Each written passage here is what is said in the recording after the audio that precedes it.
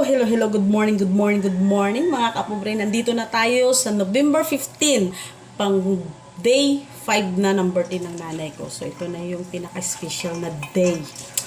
So ang lulutuin natin ngayon ay ang palabok. So magluluto tayo ng palabok. At yan ang handa namin sa birthday ng nanay namin. Natagalan ako magluto kasi nag-video call kanina kasi pumunta sila yung mga kapatid ko doon sa sementeryo at doon nagpadasal sila. Nagdala po sila ng cake, pansit.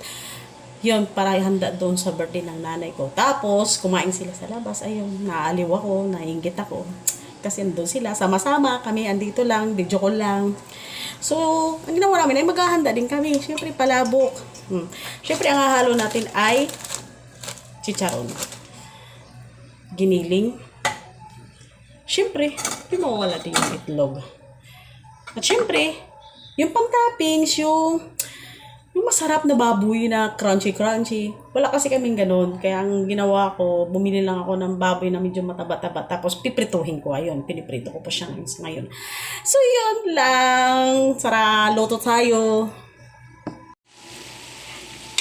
Ito yung panghalo natin mamaya. Ipang-topping natin sa palabok. Yan. Siyempre, papamantikain natin yan. Tapos, ipa-crunchy, piprituhin para masarap. At yun, ipang-toppings natin. At ayan na. Pwede na daw to.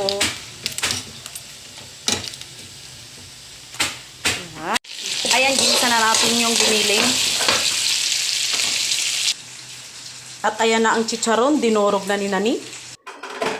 Ito naman yung egg at ang pritong baboy. Yan. Yan ang pan-toppings natin. At luto na yung sauce natin. Siyempre, lulunod na natin yung pasta. So, ayan ang pasta. Siyempre, mamaya lalagyan na natin ng toppings.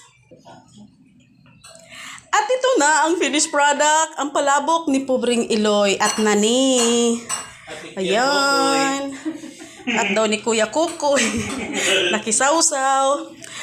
Mukhang masarap siya kahit putla.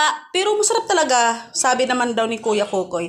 So, yan lang siya. Happy birthday, Mami!